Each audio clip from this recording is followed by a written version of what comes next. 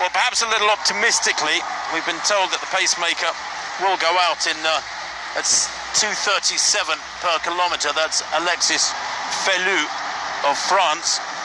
But whether or not he'll drag anybody with him remains to be seen. Little glance over his shoulder there after 100 metres. Not too many takers at the moment, but Gurma and El Bekkali back in 5th place. Wale, it is in fact, in 2nd place. Watch him, he was 4th in the World Championships in 2019.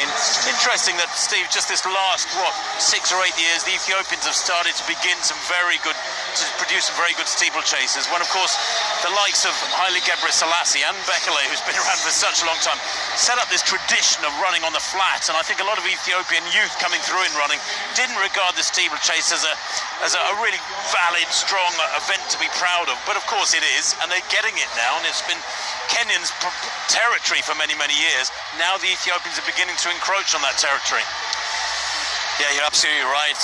Only Gurma on the world's top 20 ever from Ethiopia, and he's down in, 16th, 17th place. So, you're right, but I think, I like what both Gurma and Wale did last year, and, they've now got the confidence to take the races on as well. You mentioned, of course, no Kipruto, but these two now leading this. El Bekkali sitting in the group.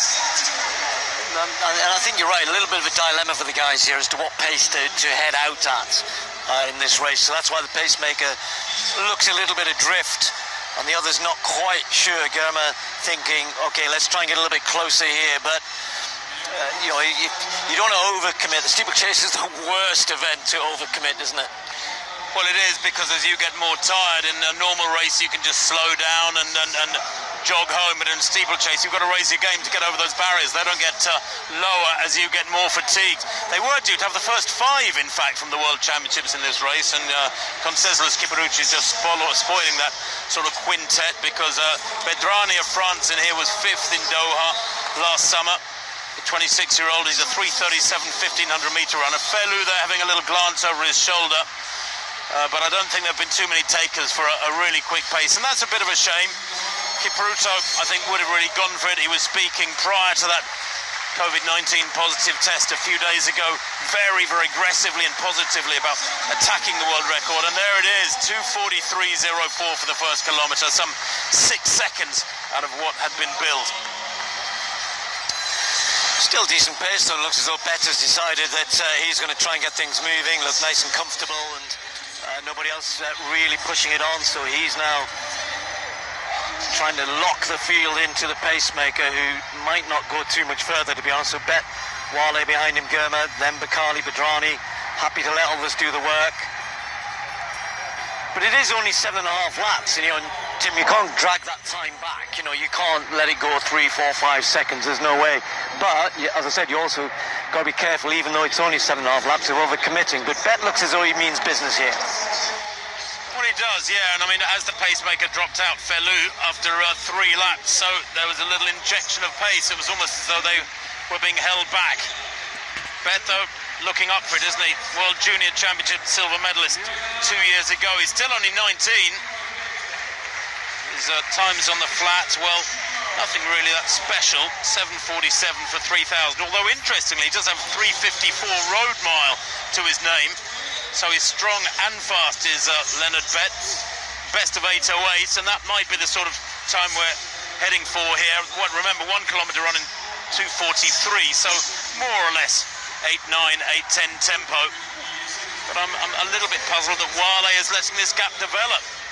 El Bekkali too, obviously biding his time. I think this is, by the standards of several of these men, this is more of a cat and mouse race. Yeah, it was funny, wasn't it? Your Bet was sitting back in the pack a little bit, made a big move to get to the front, covered a lot of ground. The others saw him come round, they could have moved with him, gave him this little lead. It's not getting any bigger, but they're not chasing him down. El Bekkali now a little bit more interested, a slight stumble back in the field there, but at least Bet is thinking, okay, I'm going to go for this, I'm going to try my best to get things moving along. 3 laps to go, though.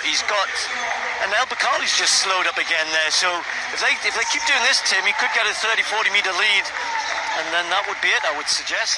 Well, I would imagine if he's got an agent or a coach in the stadium, they'd be screaming just at him, Steve, you know, screaming, look, the pack aren't really up for it. They don't look to be too hungry to go with you, so just put in another hard couple of straights and you can open up a sizable gap here and really make an impression that might not be clawed back. Interesting. I'm interested to see a couple of European athletes here. Zach Seddon, the British #1, and Topi Raitanen of Finland towards the back of this field. They ran in Turku on Tuesday and Raitanen won there in 8:22. Zach Seddon had a bit of a nightmare, 8:36, and of course there is this massive gulf between the majority of the top Europeans and so many of the Africans, and including the Moroccans, of course, because they have a rich tradition in this discipline. Well, a 2:47 for that kilometre, and that really is testimony to the fact that it looked like he was going quicker and he wasn't. He was going slower, but the others have woken up at last. They've reeled him in. Matt Hughes got the pack moving, really. El Bekkali's taken on. Zach Seddon of Great Britain and one of the others are running well. There's still places to be got there with 2 to go. El Bekkali, though, has gone to the front. Bet stuttering. Hughes just behind him. Will El Bekkali get a gap here? Well, I was going to say, you know, there's the opportunity here for somebody to grab this race by the horns and dominate. Bekkali has got the quality, he's got the ability. As he pushes on down the home straight, he's dragging this pair with him. And the three of them beginning to get away. Back in 5th place, that is Caro wearing the headband. Oh, and who's that gone down? Was that Gama? Or Wale, I think, at the water jump. But it's Hughes in 3rd place having a really good run. Matt Hughes, the national record holder for Canada, really consistent performer. 6th in the World Championships back in 2013. Remember those in Moscow as the leaders hit the bell. Matt Hughes, 8th in 2015 in Beijing, in 3rd place. But the leading pair now, El Bekkali and Bet, just beginning to ease away from him, and he's in 3rd place and in no man's land. The Canadian, the world best, by the way, very modest, 8:19 by Japan's Ryuji Miura. That is living on borrowed time as El Bekkali maintains that 3-meter lead. 200 to run. Get these barriers right. Drive hard.